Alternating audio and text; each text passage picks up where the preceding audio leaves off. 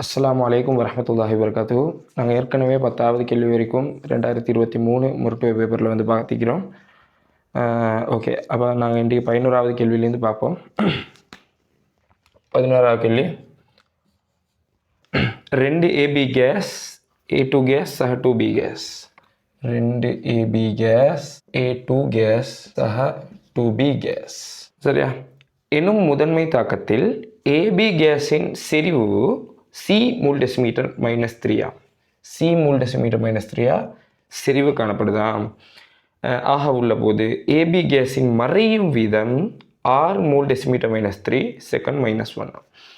AB கேஸ்டு மறையும் வீதம் வந்து என்னவா? R mole decimetre -3 second -1. சரியா? அதாவது ஏபி சார்பான தாக்க வீதத்தை தந்திராங்க. ஓகே, கருதப்படும் வெப்பநிலையில் இத்தாக்கத்தின் வீத மாறிலி என்னன்னு கேட்குறாங்க. வீத மாறிலியே கேட்குறாங்க. சரியா? ஓகே, இப்போ நாங்கள் என்ன செய்வோம்டா, ஃபஸ்ட்டாக எங்களுக்கு தாக்கி சார்பான தாக்க வீதத்தை பார்ப்போம். அதை நான் ஆர்ன்னு எடுக்கிறேன். அப்படி எடுத்தேன்டா நான் எப்படி எழுதணும்? -12 கீழ் டெல்டா ஏபி கேஸ்ட செறிவின் கீழ் டெல்டா டி. இதே மாதிரி எங்களுக்கு எழுதலாம் A2 கேஸுக்கும் டெல்டா A2 கேஸ் ட செறிவின் கீழ் டெல்டா டீன்னு வரும். அதே மாதிரி ½ டெல்டா B கேஸ் ட செறிவின் கீழ் டெல்டா டீன்னு வரப்போகுது. டெல்டா டீன்னு வரப்போகுது. சரியா? ஓகே, அப்போ வந்து இது அவ்வளவுமே இதுக்கு தாக்கத்தில் தாக்க வீதத்துக்கு சமனாக இருக்கும். சரியா? ஆறுக்கு சமனாக இருக்க போகுது. இப்போ எங்களுக்கு தேவை இந்த ஏபி சார்பான தாக்கத்தில் தாக்க வீதம் தான் எங்களுக்கு தேவை. சரியா? ஓகே, அப்போ நான் வந்து இதை அவ்வளோத்தையும் முட்டுட்டு ஏபி சார்பான தாக்க வீதத்தை மட்டும் பார்க்குறேன். இப்போ அப்படி பார்த்தேன்டா R சமன் ½ எங்களுக்கு மறை வந்து வாரத்துக்கு காரணம் என்னன்னா ஏபி சார்பான தாக்க வீதத்தில் செறிவு மாற்றத்தின் கீழ் எடுத்த நேரம் தானே. செறிவு மாற்றம் என்ன? இறுதி மைனஸ் ஆரம்பம்ன்றது பார்ப்போம். அப்போ தாக்கி சார்பாக பார்க்கக்குள்ள இறுதியிட செறிவு வந்து ஆரம்பத்தில் உள்ள செறிவு விட எப்பயுமே குறைவாக தான் இருக்க போகுது. சரியா? அப்போ அப்படி பார்த்தோம்டா இறுதியிலேருந்து ஆரம்பத்தை கழிச்சோம்டா மைனஸில் விட வரும். மைனஸில் விட வராமிக்க தான் நாங்கள் முன்னுக்கு வந்து ஒரு மறை பெருமானம் விட -1 போடுவோம். சரியா? அது இல்லாமல் அங்கனைக்கு வந்து வேறொரு மீனிங் ஒன்றும் அவனை காணப்படாது. சரியா? அப்போ எங்களுக்கு மைனஸ் வந்து இங்கே போடாமல் எழுதிலும் ½ டெல்டா பி கேஸின் கீழ் டெல்டா ஏபி கேஸின் கீழ் டெல்டா டியை வந்து எங்களுக்கு என்ன எழுதலாம்? ஏபி சார்பான தாக்க வீதம் எங்களுக்கு ஆர்னு தெரியும். ஆகவே ½ போடலாம். ஸோ R/2 எங்களுக்கு இந்த தொடர்பை எடுக்க இயலும். R/2 இந்த தொடர்பை எடுக்க இயலும். ஆனால் எங்களுக்கு தெரியும் என்னாண்டா R சமன் ஆர்ன்றது என்னாண்டா தாக்க வீத மாறிலி முதன்மை தாக்கம் சுட்டியும் எங்களுக்கு இப்படி எழுத இயலும். ஏபி கேஸ் ட செறிவிட 2ஆம் அடுக்கு. சரியா? ஓகே, அப்போ எங்களுக்கு வந்து ஏபி கேஸ்ட செறிவு எங்களுக்கு தெரியும் என்ன சின்னு தந்திராங்க. ஆகவே K இன்ட்டு C வர்க்கம்னு போடலாம். சரியா? ஏபி கேஸ்ட செறிவு சி தானே. ஆகவே C வர்க்கம்னு எடுக்கலாம். R என்ன? R/2. ஆகவே R/2 சமன் K இன்ட்டு C வர்க்கம்னு வரும். ஆகவே இதை வச்சு எங்களுக்கு என்ன காணலாம்டா, கருதப்படுற வெப்பநிலையில் இத்தாக்கத்தில் வீத மாறிலி K வந்து என்னான்னு பார்க்கலாம். ஆகவே இதால் தாக்க வீத மாறிலி என்ன வரும்? R இன் கீழ் 2C வர்க்கம்னு வரப்போகுது. R இன் கீழ் 2C வர்க்கம்னு வரப்போகுது. அப்போ அப்படி வர்றது வந்து செகண்ட் ஆன்சர் வருது. செகண்ட் ஆன்சர் இதுக்கு பொருத்தமாக வரப்போகுது. சரி, அதே மாதிரி 12வது கேள்வியை பார்ப்போம். 12வது கேள்வி, பின்வரும் தாக்கத்தின் பிரதான விளைபொருள் யாதுன்னு கேட்குறாங்க. பிரதான விளைபொருள் குளோரின் வருது, CH2 ClOH வருது. இதுக்கு வந்து NaOH போடுறாங்க. NaOH அக்வஸை போடுறாங்க. போட்டால் என்ன வரும்னு கேட்குறாங்க. சரியா? ஓகே, இங்கே வளமையாக RCl அட்கைல் ஏலைட்டுக்கு வந்து NaOH போட்டேன்டா இங்கனைக்குள்ள குளோரினை வந்து அகற்றிட்டு OH வந்து சேர்ந்து கொள்ளும். சரியா? கர்நாடக பிரதியீட்டு தாக்கத்தில் ஈடுபடும். ஆனால் அதே வேலை வந்து இங்கே நடக்கலாம். ஏண்டா இங்கே வந்து குளோரின் வந்து அதோட தனிச்சோடி இலத்திரன் வந்து பென்சீன் வளையத்தோட பரிவடைஞ்சு மேலும் உறுதியாக்கி கொள்றதால குளோரினை வந்து இந்த பென்சீன் வளையத்துலேருந்து எங்களுக்கு வந்து அகற்ற இயலா. சரியா? அது வந்து மேலும் மேலும் உறுதியாகிக்கொள்ளும். ஆகவே அது வந்து எங்களுக்கு பென்சீன் வளையத்திலேருந்து அகற்ற இயலா. ஸோ அங்கே வந்து NaOHோட அந்த குளோரின் பகுதி வந்து தாக்க முடியாது. அது மட்டும் இல்லாமல் NaOHோட தாக்குற 2 சேர்வைகள் தான், ஒன்று வந்து ஃபீனோலும் அடுத்த கார்பாக்சிலிக் ஆசிடும்.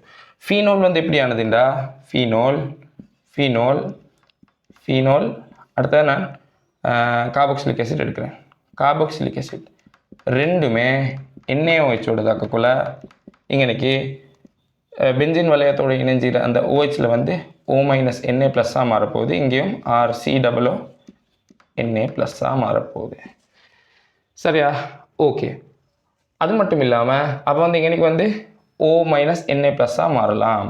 புது சேர்வையில் என்ன O- Na+ மாற இயலும்.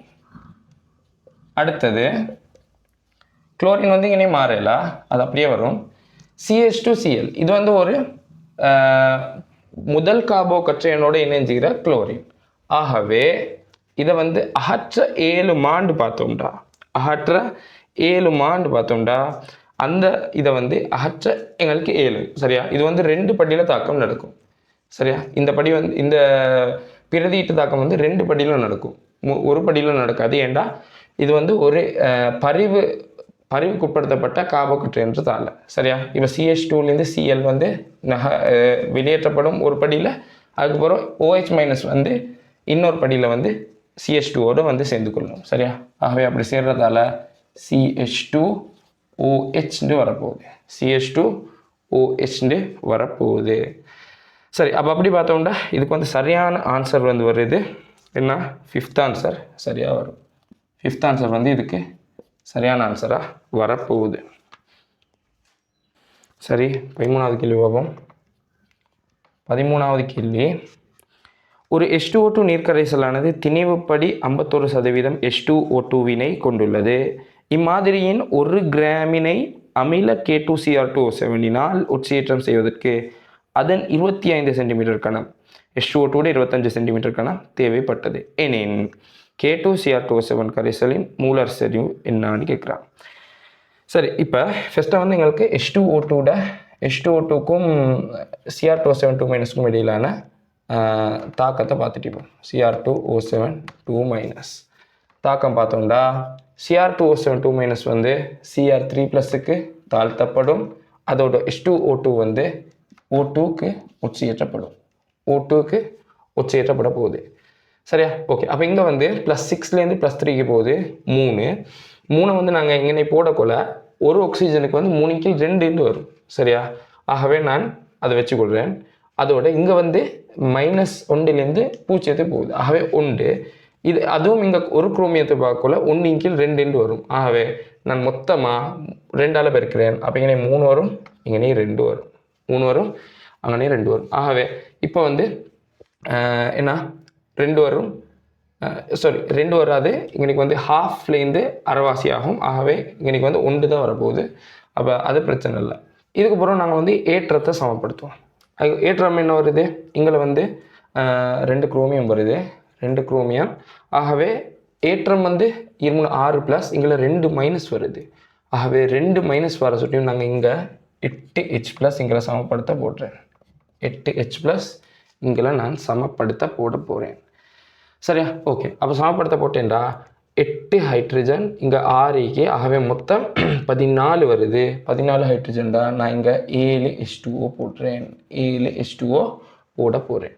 அப்போ 7 ஆக்சிஜன் இங்கே ஏற்கனவே இங்கே வந்து ஆக்சிஜன் இங்கே 6 13. அப்போ ஏற்கனவே இங்கே வந்து 7 ஈரத்தால் எத்தனை வரும்?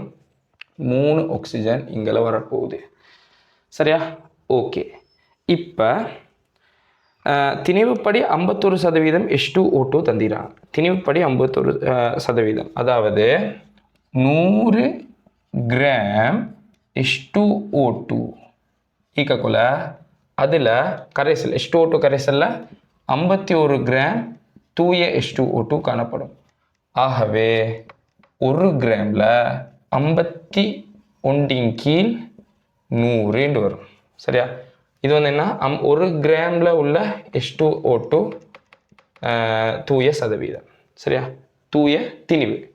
சரியா 100 கிராமில் 51 கிராம் இருக்கின்றா 1 கிராமில் காண்றதுக்கு அதை ஒன்றால் பெருக்கணும் சரியா ஓகே அதை தான் நான் அப்படி போட்டேன் அப்போ இதை வந்து பார்த்தோம்டா 0.51 கிராம் வரும் 0.51 கிராம் வரப்போகுது சரி இப்போ இதை வச்சு எங்களுக்கு என்ன காணலாம் மூளை காணலாம் அப்போ இதை வச்சு நான் மூளை காண்றேன் H2O2 மூல் திணிவு என்ன 0.51 கிராமின் கீழ் மூளை கூட்டு திணிவு என்ன வரும் 34 கிராம் மூல் -1 வரப்போகுது 34 கிராம் மூல் -1 வரும் சரி இப்போ எங்களுக்கு வந்து தெரியும் என்ன மூல் விகிதம் வந்து 3க்கு 1 ஆகவே இதை வச்சு எங்களுக்கு என்ன காணலாம் Cr2O7 மூலை காணலாம் Cr2O7 2- மூல் வந்து 0.51 கீழ் 34 தர 3 வரும் அதாவது நான் வந்து இந்த பெருமானத்தை வந்து 3ஆல் பிரிச்சிடுறேன் சரியா ஓகே சார் இப்போ வந்து Cr2O7 2- மூலை கண்டுட்டோம் இப்போ அதில் செறிவை காணணும் செறிவை காண்றதுக்கு என்ன செய்யணும் செறிவு வந்து Cr2O7 2- செறிவை காண்றதுக்கு இந்த பெருமானத்தை என்ன செய்யணும் கனவளவால் பிரிச்சிடணும் சரியா மூலின் கீழ் கனவளவு தானே செறிவு ஆகவே 0.51 கீழ் 34 தர 3 34 தர 3 கீழ் எத்தனை சென்டிமீட்டர் கணம் தேவைப்பட்டுச்சா 25 சென்டிமீட்டர் கணம் தேவைப்பட்டுச்சு ஆகவே 25 தர 10⁻³ டெசிமீட்டர் கணம் வரும் டெசிமீட்டர் கணம் வரப்போகுது மேலே 3 சரியா இதை சுருக்கினண்டா ஆன்சர் வரும் 0.2 மூல் டெசிமீட்டர் -3 வருது 0.2 மூல் டெசிமீட்டர் -3 ஆன்சராக வரும் ஸோ இதுக்கு வந்து ஆன்சர் வந்து ஃபஸ்ட் ஆன்சர் வருது சரியா ஃபஸ்ட் ஆன்சர் இதுக்கு சரியான ஆன்சராக வரப்போகுது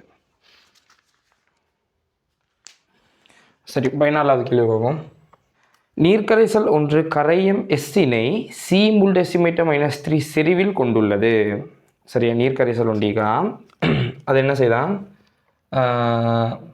கரையம் எஸ்ஸை C மூல் டெசிமீட்டர் செறிவில் கொண்டிருக்கலாம் குறித்த வெப்பநிலையில் இதன் V கனவளவுடன் சேதன கரைப்பான் Xஇன் V/2 கனவளவுகள் அடுத்தடுத்து இரு தடவைகள் குலுக்கி சமநிலை ஏற்படுத்தப்பட்டு படைகள் வேறாக்கப்பட்டது சரி இப்போ வந்து நீர்க்கரைசல் வந்து ஃபஸ்ட்டு என்னைக்கு எஸ் காணப்படுது நான் அப்போ நீர்க்கரைசலை ஃபஸ்ட்டு எடுக்கிறேன் நீர்க்கரைசல் காணப்படுது இதில் வந்து எவ்வளோ காணப்படுது V கனவளவு காணப்படுது இதோட என்ன செய்கிறாங்கண்டா இப்போ இதில் வந்து ஆரம்பத்தில் என்ன காணப்பட்டிக்கு எஸ் காணப்படுது அதோட செறிவு வந்து சியாம் சரியா எஸ்ட செறிவு வந்து சியா காணப்பட்டி இப்போ அதுக்கப்புறம் என்ன செய்கிறாங்கண்டா இதோட எக்ஸை கலக்கிறாங்க எக்ஸ்ன்ற ஒரு திரவத்தை அதோட V/2 கனவளவை கலக்கிறாங்க V/2 கனவளவை கலக்க போகிறாங்க சரியா ஓகே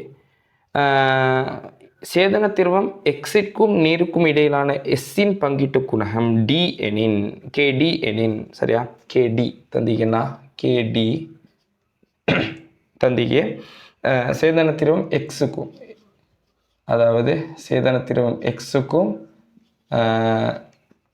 அடுத்த நீருக்கும் H2Oக்கும் இடையிலான பங்கீட்டு குணகம் சரியா ஓகே இரண்டாவது பிரித்தெடுப்பின் பின்னர் நீர்ப்படையில் கரையம் எஸ்ஸின் செறிவு என்னான்னு கேட்குறாங்க சரி இப்போ ஃபஸ்ட்டாக எங்களுக்கு வந்து ஆரம்பத்தில் வந்து நீர்ப்படை மட்டும்தான் காணப்பட்டுச்சு நாங்கள் எக்ஸ் எடுக்கிறதுக்கு முதல் ஆகவே அந்த டைமில் உள்ள எஸ்ட மூளை கண்டுட்டிப்போம் ஆகவே ஆரம்ப எஸ் மூல் சரியா அது என்ன வரும் செறிவு தெரியும் சி அதில் கனவளவு V இப்போ நாங்கள் ஃபஸ்ட் முதலாம் பிரிப்பை வந்து செய்வோம் முதலாம் பிரிப்பு இது வந்து என்ன முதலாம் பிரிப்பில் என்ன செய்கிறோம்டா V/2 கனவளவுடைய எக்ஸை வந்து கலக்கிறோம் இதில் வந்து இப்போ நீரில் வந்து ஒரு பகுதி எஞ்சும் தானே அந்த பகுதியை வந்து நான் எடுக்கிறேன் ஏண்டு சரியா எஸ்ட மூல் வந்து ஏண்டு எடுக்கிறேன் அப்போ எஸ்ட அளவு நீரில் மிஞ்சுறது ஏண்டா எக்ஸுக்கு பைத்தீர அளவு என்ன வைக்கும் CV - A காணப்படும் CV - A காணப்பட்டிருக்கும் சரியா ஓகே அப்போ இதை வச்சு எங்களுக்கு வந்து ஃபஸ்ட் KD சமன்பாட்டை எடுப்போம் KD சமன் எக்ஸில் உள்ள எஸ்ட செறிவு என்ன CV - A CV - A இன் கீழ் கனவளவு தெரியும் V/2 கீழே என்ன வருது ஏயின் கீழ் வீண்டு வரும். ஏயின் கீழ் வீண்டு வரப்போகுது. ஸோ இது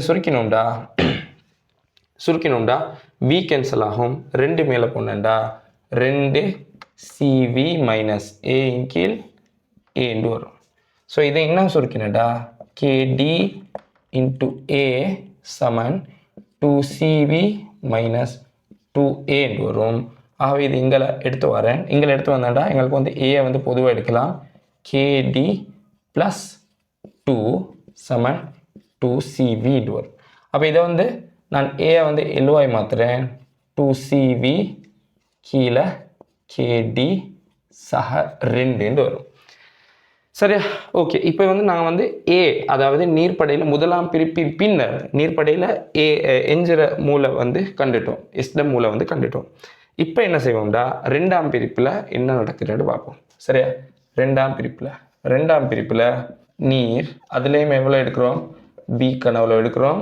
அது மாதிரி எக்ஸில் வந்து v/2 கனவுல எடுக்க போகிறோம். ஓகே. இதே நீரை தான் நாங்கள் வந்து இங்கே பயன்படுத்த போகிறோம். சரியா? எஞ்சிற நீரிக்கே ஏ அதை தான் நாங்கள் இங்கே பயன்படுத்த போகிறோம். சரியா? ஓகே. அப்போ 2ஆம் பிரிப்பில் நீர்ப்படையில் எஞ்சிற எஸ்ட மூளை வந்து நான் எடுக்கிறேன் பீண்டு எடுக்கிறேன். சரியா? ஓகே. அப்போ வந்து எக்ஸுக்கு எவ்வளோ போய் தீர்க்கும்? ஏ மைனஸ் பீண்டு வரும். சரியா? ஓகே. அப்போ இதை வச்சு எங்களுக்கு என்ன எடுக்கலாம்? கேடியில் சமன்பாடு எடுப்போம். சரி. அப்போ எக்ஸில் உள்ள எஸ்ட செறிவு என்ன வரும்? ஏ மைனஸ் பி கீழே b/2 வரும்.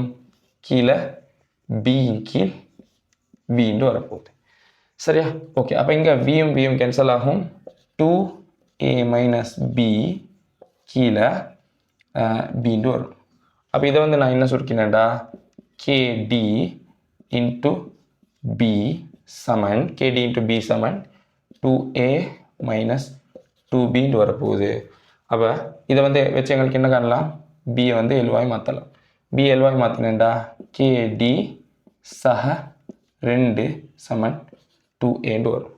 அப்போ இதை வந்து பி சமன் 2a இன் கீழ் கேடி ப்ளஸ் 2 எழுதலாம். கேடி ப்ளஸ் 2 எழுத இயலும். சரியா? ஓகே. அப்போ இங்கே வந்து ஏட பெருமானம் எங்களுக்கு தெரியும் 2CV இன் கீழ் கேடி ப்ளஸ் 2. அப்போ அதை வந்து போட்டாண்டா என்ன வரும்? பி சமன் 2 இன் கீழ் கேடி ப்ளஸ் 2 தர ஏட பெருமானம் 2CV இன் கீழ் கேடி ப்ளஸ் 2 வரும். 2CV இன் கீழ் கேடி ப்ளஸ் 2 வரும். ஆகவே இதை வந்து பெருக்கினண்டா 4CV இன் கீழ் கேடி ப்ளஸ் 2 முழுவதும் வர்க்கண்டு வரப்போகுது. சரி. இப்போ வந்து நாங்கள் கண்டிருதுன்னா இது வந்து 2ஆம் பிரிப்பின் பின்னர் நீர்ப்படையில் எஞ்சிற எக்ஸ்ட மூளை தான் கண்டிடும். சரியா? 2ஆம் பிரிப்பின் பின் நீர்ப்படையில் எஞ்சிற எக்ஸ்ட மூளை கண்டிடும். ஆனால் எங்களுக்கு கேட்டிருந்த வந்து என்ன? எஸ்ட செறிவை தான் கேட்டிருக்காங்க. ஆகவே இதை வந்து என்ன செய்யணும்? கனவளவால் பிரிச்சணும். கனவளவால் பிரிச்சக்குள்ள நீர்ப்படையில் எஞ்சிறது தானே. ஆகவே நீர்ட கனவளவை தான் போடணும்.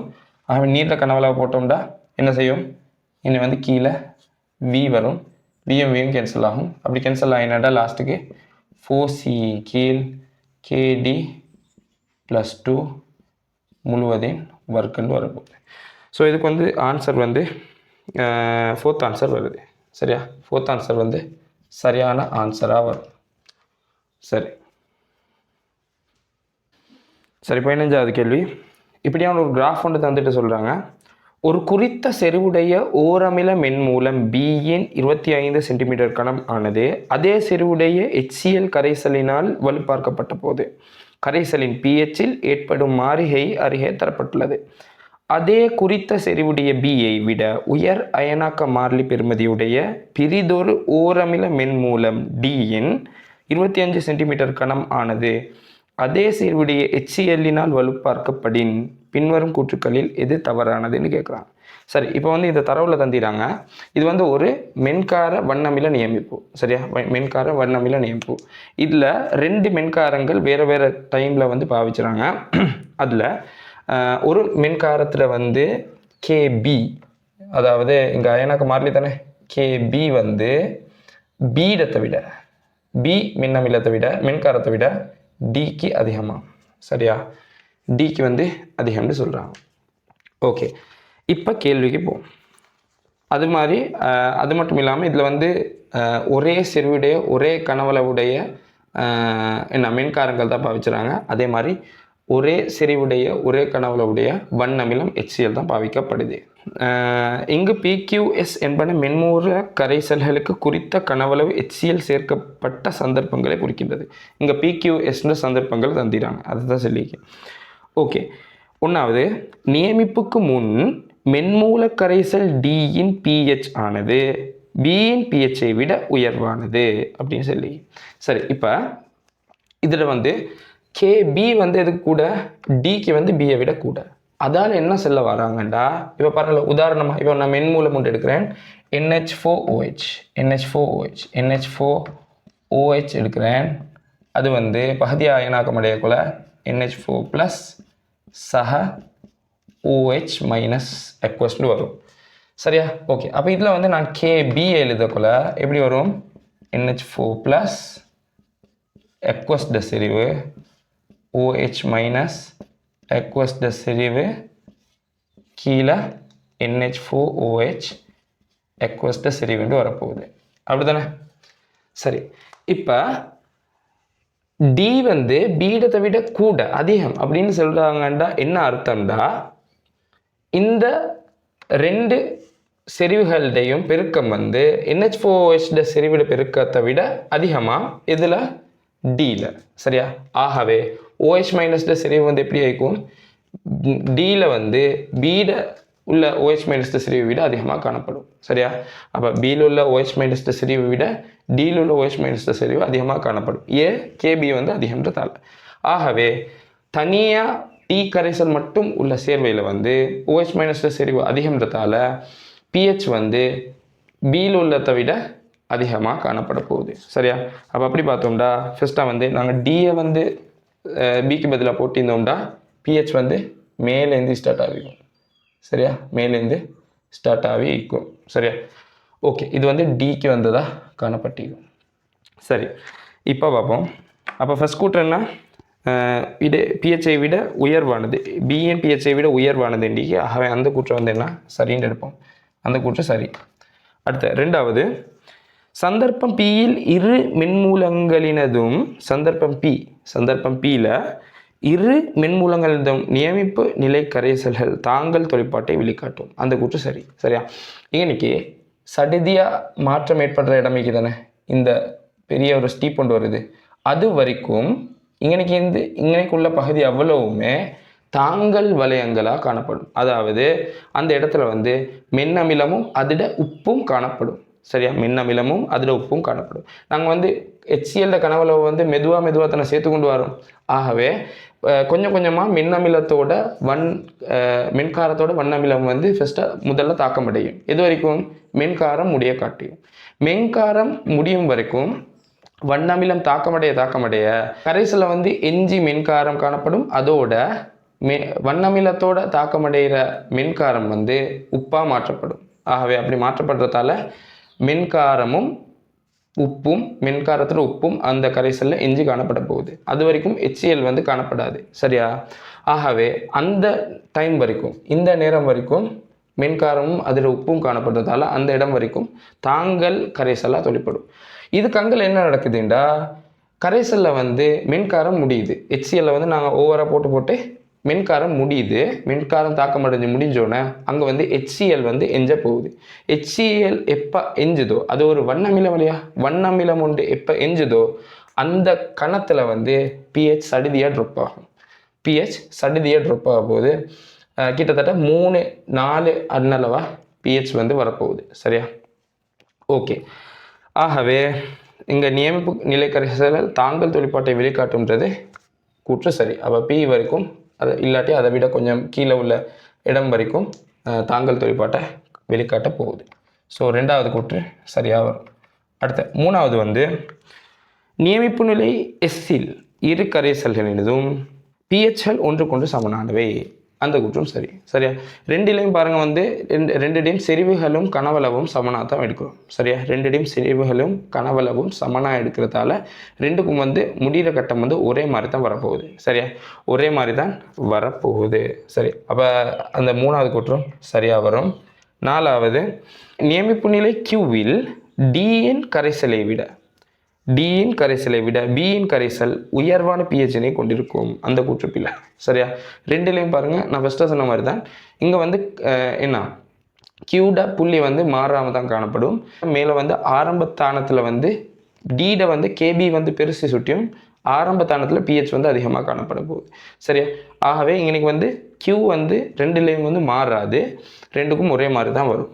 ஓகே, அப்போ இன்றைக்கி வந்து பிஹெச்சை வந்து கொண்டிக்கும் அந்த நாலாவது கூற்றத்தை இன்றைக்கி வந்து பிள்ளைண்டு வரும். அஞ்சாவதுல வந்து நியமிப்பு நிலை சந்தர்ப்பம் பியில் பியின் விளைவு கரைசலை விட டியின் விளைவு கரைசல் உயர்வான பிஹெச்னை கொண்டிருக்கும். அப்படி தானே வருது?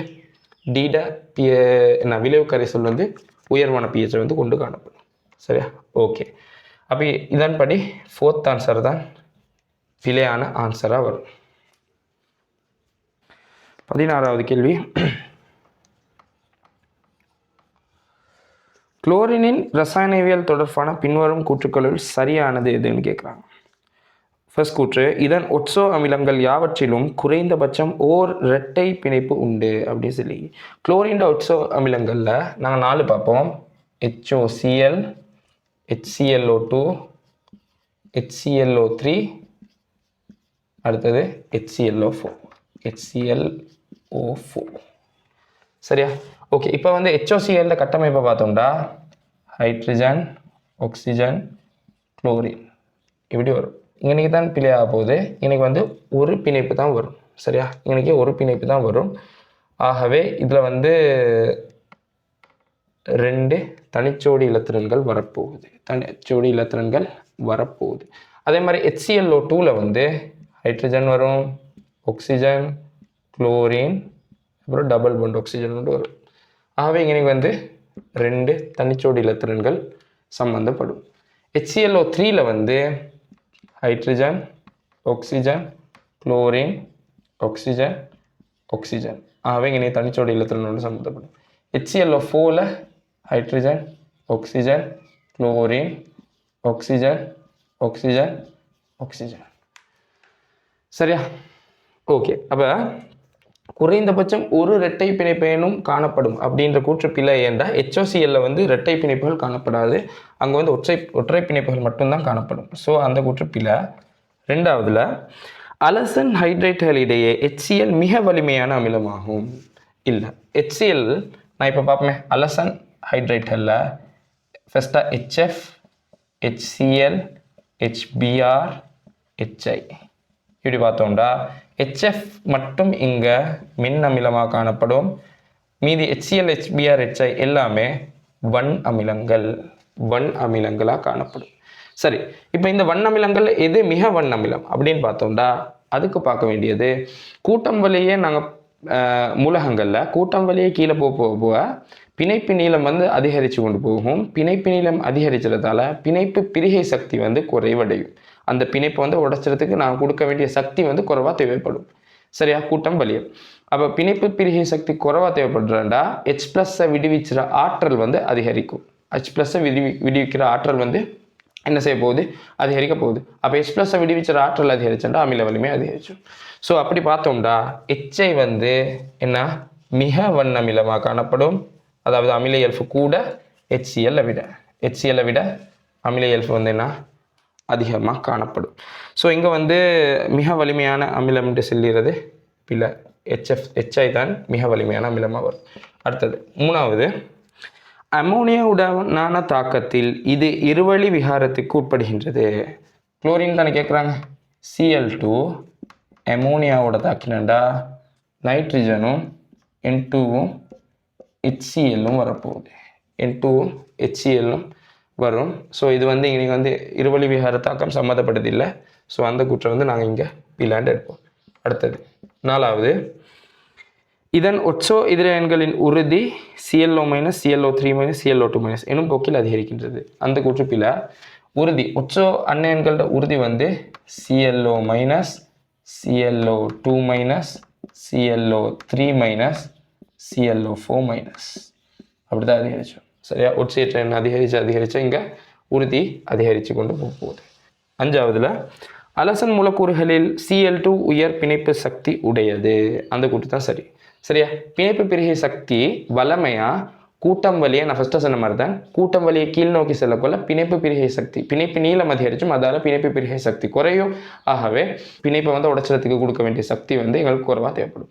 ஆனால் இங்கே அலசன்களில் மட்டும் ஈரணு மூலக்கூறுகளில் வந்து Cl2க்கு அதிகமாக காணப்படும், Br2க்கு அதை விட கொஞ்சம் குறைவு, I2க்கு நல்லாவே குறைவாக காணப்படும். சரியா? F2க்கு வந்து F2க்கு தான் சரியாக பார்த்தா நீங்கள் யோசிச்சாலும் Cl2 விட அதிகமாக பிணைப்பு பிரிகை சக்தி காணப்பட்டிக்கணும் உண்டு. ஆனால் அப்படி தான் வந்திக்கணும். ஏது அதில் வந்து பிணைப்பு நீளம் குறைவு சுட்டியும் எங்களுக்கு வந்து அதை பிணைப்பை வந்து உடைச்சிருத்து இதை கொடுக்க வேண்டிய சக்தி வந்து அதிகமாக காணப்பட்டிக்கணும். ஆனால் இது அதுக்கு மாற்றமாக வார்த்தைக்கு காரணம் என்னன்னா ஃப்ளோரினில் அது வந்து 2 சிறிய அணுக்கள் சம்மந்தப்படுது. அதோட அதில் வந்து தனிச்சோடி இலத்திரன்கள் 3 காணப்படுது. சரியா? தனிச்சோடி இலத்திரன்கள் 3 காணப்படுது. ஸோ பிணைப்பில் ஈடுபடாத தனிச்சோடி இலத்திரன்களுக்கு இடையிலான தள்ளுகை காரணமாக என்ன பிணைப்பு பிரிகை சக்தி வந்து இங்கே குறைவாக காணப்படும். சரியா? அப்படி தான் வரும். பிணைப்பில் ஈடுபடாத தனிச்சோடி இலத்திரன்களோட தள்ளுகை காரணமாக தான் இதில் பிணைப்பு பிரிகை சக்தி எப்படி வருது, புரோமினை விட குறைவாக வருது. ஸோ அந்த கூற்று சரியாக வரப்போகுது. ஆகவே இங்கே வந்து 5வது ஆன்சர் மட்டும்தான் சரியான ஆன்சராக வரும். சரி, 17வது கேள்வி பார்ப்போம். 17வது கேள்வி. C1 μdm-3 செறிவுடைய CH3COONA நீர்க்கரைசலின் V1 centimetre கணத்தினுள் C2 μdm-3 செறிவுடைய H2SO4 கரைசலின் V2 சென்டிமீட்டர் கணமானது சேர்க்கப்பட்ட போது தாங்கல் கரைசல் ஒன்று விளைவாக பெறப்பட்டது. இத்தாங்கல் கரைசலினது pH இவ்வெப்பநிலையில் CH3COOHன் கூட்டப்பிரிகை மாறிலி Ka ஆகும். சரி, இப்போ வந்து CH3COONA H2SO4ஓட தாக்கினா ஒட்டுமொத்த விளைவை வந்து நான் எழுதுகிறேன். என்ன வரும்? CH3COOH உருவாக போகுது. அதோட Na2SO4 வரும். Na2SO4 உருவாக போகுது. சரியா? ஓகே. அப்போ இங்கே வந்து தாக்கத்தை வந்து சமப்படுத்தணும். தாக்கத்தை சமப்படுத்தினா இங்கே முன்னுக்கு 2 வரும், இங்கேயும் 2 வர போகுது. சரியா? ஓகே. அப்போ தாக்கம் சமப்படுத்திட்டோம். இப்போ இங்கே C1 செறிவு ஆரம்பத்தில் C1 செறிவுடைய நீர்க்கரைசல்ட V1 சென்டிமீட்டர் கணம் எடுக்கிறாங்க. அப்போ எங்களுக்கு ஆரம்ப மூல் எடுக்கிறேன்னா C1 V1. சரியா? ஓகே. அடுத்தது H2SO4 கரைசலில் வந்து C2 செறிவு V2 சென்டிமீட்டர் கணம். ஆகவே ஆரம்பம் C2 V2 ஆரம்ப மூல். சரியா? ஓகே. அப்போ இங்கே வந்து தாங்கல் கரைசல் ஒன்று உருவாகுதா? தாங்கல் கரைசல் ஒன்று உருவாகுறேன்டா இறுதி கலவையில் வந்து H2SO4 மிஞ்சலா அது தாங்கல் கரைசலா தொழிற்படாது. மின்னமிலமும் அதோட உப்பும் இல்லாட்டி மின்காரமும் அதன் உப்பும் தான் என்ன எஞ்சிய கலவையில் வந்து எஞ்சினாண்டா அது தாங்கல் கலவையாக தொழிற்பட போகுது. சரியா? ஓகே. அப்போ அப்படி பார்த்தோம்டா ஆரம்ப மூல். இப்போ நான் பிரிகை மூல் எடுக்கிறேன். பிரிகை மூலில் வந்து இப்படி கட்டாயம் H2SO4 முற்றாக தாக்க முடியணும்டா C2 V2 அளவுக்கு மூல் வந்து CH3COONAல தாக்கம் அடைஞ்சிக்கணும். அதோட 2 மூல் தாக்கம் அடைஞ்சிக்கணும். இது முழுசாக தாக்க முடியும் தானே? C2 V2 முற்றாக தாக்க முடியும். அதுகிட்ட 1க்கு 2 சமணத்தால் பிரிகை மூலில் 2 வரும். ஆகவே பிரிகை அடுத்தது சமநிலை மூலில் என்ன வரும்? C1 V1 minus 2 C2 V2 வரப்போகுது. இங்கே வந்து எஞ்சாது. சரியா? ஓகே. அப்போ இங்கே வந்து உருவாகிறதுல வந்து இங்கேயும் 2 C2 V2 மூல் உருவாக போகுது. 2 C2 V2 மூல் உருவாக போகுது. சரி, இப்போ எங்களுக்கு வந்து இதில் செறிவை காணும். சமநிலையில் செறிவு என்ன வரும்? நான் இதில் எழுதுகிறேன், கீழே பிரிச்சுறேன். மூளை வந்து பிரித்தேன்னு என்ன வரும்? நாங்கள் வந்து 2 கனவுல கலக்கிறோம், V1 V2. ஆகவே V1 சக V2 வரும். இங்கேயும் V1 ப்ளஸ் V2 வரப்போகுது. V1 ப்ளஸ் V2 வரப்போகுது. அப்போ ஃபஸ்ட்டு வந்து இத்தாங்கல் கரைசலோட pH தானே கேட்குறாங்க. இப்போ தாங்கல் கலவைக்கு வந்து எங்களுக்கு வந்து தெரியும் ஆண்டர்சன் சமன்பாடு. ஆண்டர்சன் சமன்பாடு மூலம் எங்களுக்கு வந்து விடைக்கு போகலாம். pH சமன் pKa சக log மேலே வந்து வரும் உப்பின் செறிவு சோல்டோவை கீழே அமிலத்தின் செறிவு வரும். மின் அமிலத்தில் செறிவு வரப்போகுது. ஆகவே pKa எங்களுக்கு வந்து pKa சக log உப்புட செறிவு வந்து எங்களுக்கு தெரியும் என்ன C1V1 மைனஸ் 2C2V2 வரும். 2C2V2 வரும். கீழே இனி வந்து V1V2 வந்து நான் கீழே V1 சக V2 போட்டிக்கணும். அதே மாதிரி கீழே நான் இனிக்கும் போடணும். V1 சக V2 ரெண்டும் வெட்டி பெற்ற சுற்றியும் நாங்களே போடணும். சரியா? ஓகே, 2C2V2 வரும். இதை வந்து இன்னும் கொஞ்சம் நான் வந்து சுருக்கி எழுதினேன்டா எப்படி வரும்டா pKa மைனஸ் log 2C2V2 கீழ் C1V1 மைனஸ் 2C2V2 வரும். சரியா? அப்போ இப்படி வர ஆன்சர் வந்து வருது, தேர்ட் ஆன்சர் வருது. சரியா? தேர்ட் ஆன்சர் வந்து இதுக்கு பொருத்தமாக வருது. சரி, 18வது கேள்வி பார்ப்போம். நியம நிலைகளில் நடைபெறும் கீழ்த்தரப்பட்ட தாக்கம் தொடர்பான பின்வரும் எக்கூற்று பிழையானதுன்னு கேட்குறாங்க. சரியா? ஓகே, A2B4 கேஸ் அங்கே A2 கேஸாகவும் 2B2 கேஸாகவும் மாறுதான். சரியா? அது வந்து டெல்டா H தீட்டா வந்து 380 கிலோ ஜூல் மூல் மைனஸ் வந்து தந்திரான். ஃபர்ஸ்ட் கேள்விக்கு போவோம். வெப்பநிலை அதிகரிப்புடன் இத்தாக்கத்தின் சாத்தியத்தன்மை அதிகரிக்கும் அப்படின்னு சொல்லி. சரி, பார்ப்போம். அதை ஃபர்ஸ்ட் உங்களுக்கு தெரியும் டெல்டா G சமன் delta H minus T into delta Sன்னு வரும். சரியா? இப்போ எங்களுக்கு டெல்டா G தான் பார்க்கணும். டெல்டா H வந்து தெரியும், அது ப்ளஸ் பெருமானம் மைனஸ் இங்கே வந்து T வந்து ப்ளஸில் வருது, டெல்டா Sஸும் என்ன ப்ளஸில் வருது. டெல்டா S ப்ளஸில் வருது ஏன்டா இங்கே வந்து எங்களுக்கு தெரியும் என்னண்டா ஒரு வாயு A2B4 ஒரு வாயு வந்து ரெண்டு வாயுவாக பிரியுது. ஆகவே இங்கே வந்து சுயாதீனத்தன்மை அதிகரிச்சிக்கு. சுயாதீனத்தன்மை எப்போ அதிகரிக்குமோ, அதாவது சுதந்திரத்தன்மை, வாயு வந்து ஃப்ரீயாக பரவ இயலுமான தன்மை, அதுக்கு தான் சுயாதீனத்தன்மைன்னு சொல்லுவோம். சுயாதீனத்தன்மை அதிகரித்து என்ன செய்யும், டெல்டா S பெருமானம் அதிகரித்த போகுது. சரியா? ஆகவே ப்ளஸில் வரும். அப்போ இங்கே வந்து ப்ளஸ் பெருமானமைக்கு இங்கே வந்து வெப்பநிலை எப்பவுமே ப்ளஸில் தான் வரும், டெல்டா Sஸும் ப்ளஸில். ஆகவே இந்த பெருமானம் வந்து கூட கூட கூட ஒரு கட்டத்தில் டெல்டா H ப்ளஸ் பெருமானத்தை விட இதில் ப்ளஸ் பெருமானம் வந்து கழிப்பற்ற பெருமானம் என்ன செய்யும், அதிகரிக்கும்.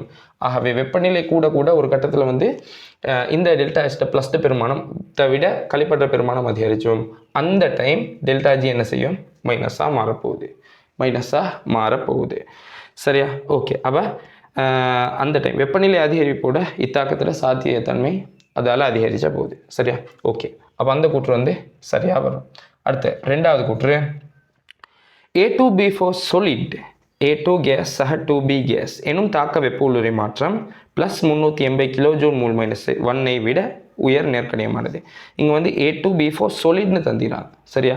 அப்போ A2B4 கேஸ் தான் மேலே உள்ள தாக்கத்தில் அந்த தாக்கத்துக்கு உட்படக்குள்ள 380 கிலோ ஜூல் மூல் மைனஸ் 1 சக்தி உள்ளெடுக்கப்படுறேன்னு சொல்லிக்கு. இங்கே A2B4 solid வந்து A2B4 கேஸாக மாறக்குள்ள கட்டாயம் ஒரு பகுதி வெப்பம் என்ன செய்யும், உள்ளெடுக்கப்படும். இந்த தாக்கம் வந்து ஒரு வெப்ப தாக்கமாக காணப்படும். சரியா?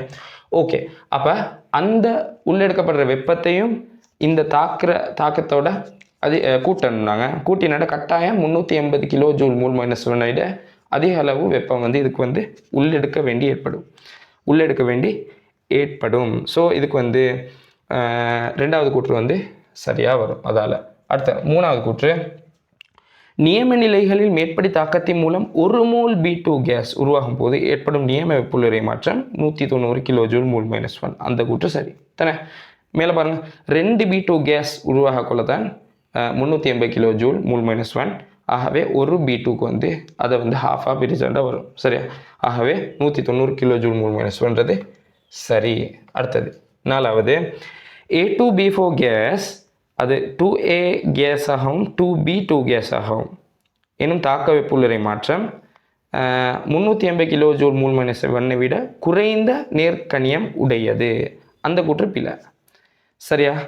ஏ அந்த கூற்று பிழைண்டா அங்கே பாருங்கள் ஏ கேஸில் உள்ள A2 இதே A2 கேஸில் வந்து எப்படி காணப்படுது? இது ரெண்டும் சேர்ந்து காணப்படுது. சரியா? இங்கே வந்து 2A கேஸ், அதாவது அங்கே வந்து அந்த ரெண்டு அணுக்களுக்கும் இடையில் உள்ள அந்த பிணைப்பு உடைச்சிக்கு. ஆகவே ரெண்டு பிணைப்பையும் உடைச்சிடத்துக்கு எக்ஸ்ட்ராவாக என்ன செய்யணும்?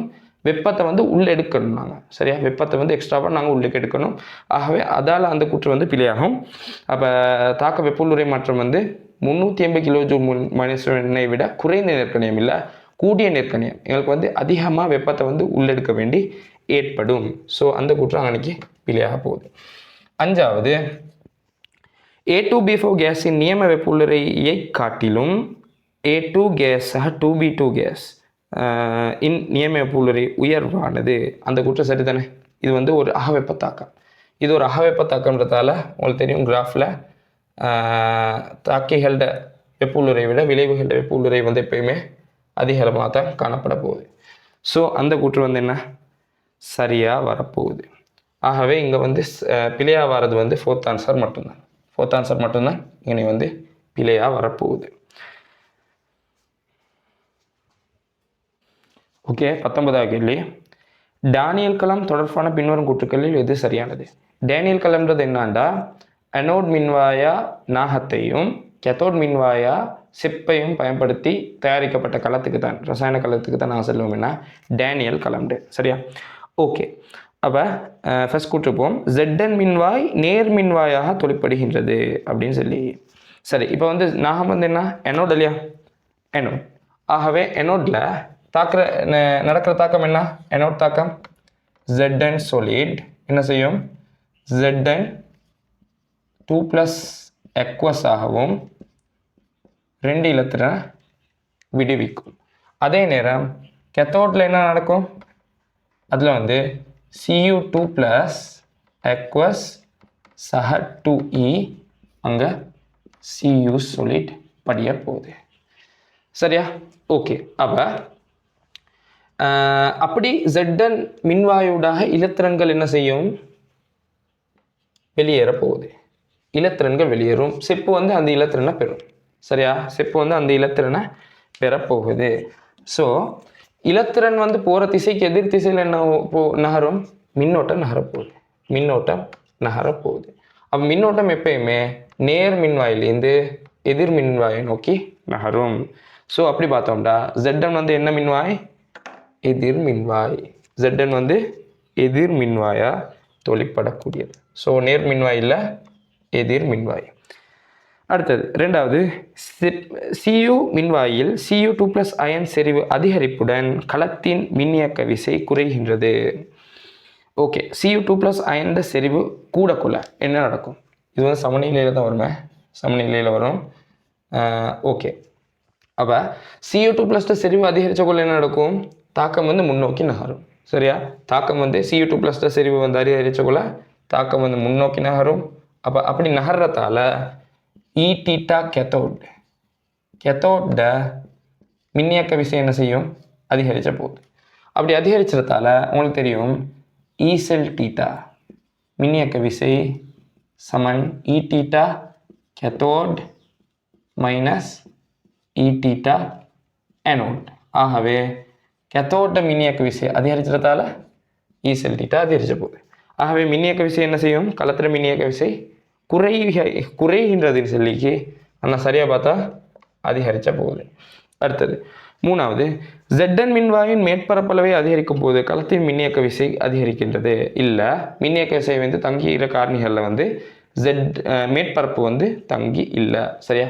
மேற்பரப்பு வந்து நாங்கள் அதிகரிச்சிடத்தாலேயோ இல்லாட்டி குறைச்சிடத்தாலேயோ என்ன செய்யாது? மின்னியக்க விசை அதிகமாகவோ குறைவாகவோ மாற மாட்டாது. சரியா? ஓகே, அப்போ அப்படி பார்த்தோம்னா 3வது கூற்று பிழை. 4வது இக்களத்தின் மின்னியக்க விசை ஈசெல்டிட்டா அதுக்கப்புறம் நாகத்தை தந்திடாங்க. நாகம் வந்து கெத்தோடா இல்லை.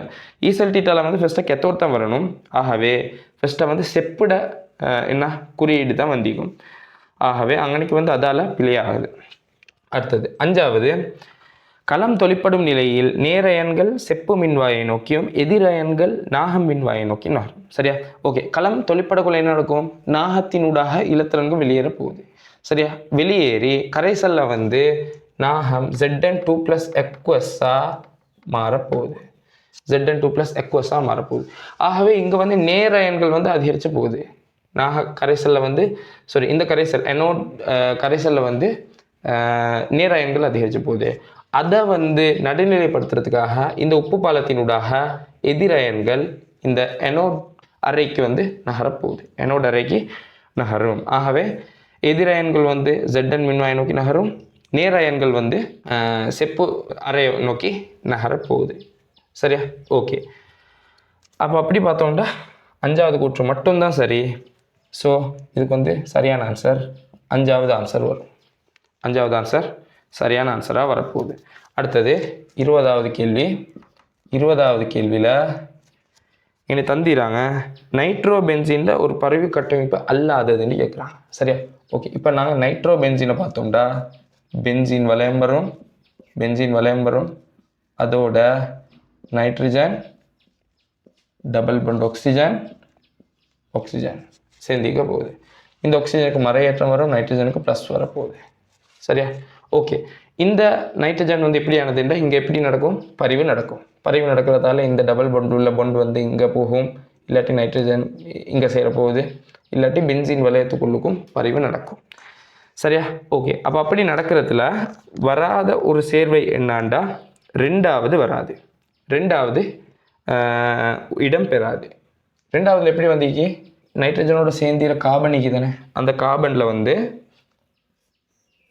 இப்படி வந்தீங்க. சரியா? ஒரு கார்பனுக்கு வந்து மேக்சிமம் வந்து வரைய இயலுமான பொண்ட் எத்தனை? 4 தான் வரலாம். ஆகவே இங்கே வந்து 5 வந்தீங்க. ஸோ அதால் வந்து இந்த கட்டமைப்பு வந்து என்ன ஆகுது? பிழை ஆகுது. சரியா? அதால் இந்த கட்டமைப்பு வந்து பிழையாகும். ஸோ இதுக்கு வந்து செகண்ட் ஆன்சர் மட்டும்தான் பிழையாக மாறப்போகுது. ஓகே. ஸோ இந்த வீடியோவில் வந்து 20வது கேள்வி வரைக்கும் பார்த்திக்கிறோம்.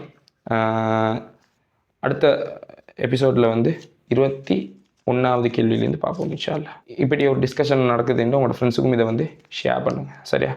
ஓகே. அஸ்ஸலாமு அலைக்கும் வரஹ்மத்துல்லாஹி வபரகாத்துஹு.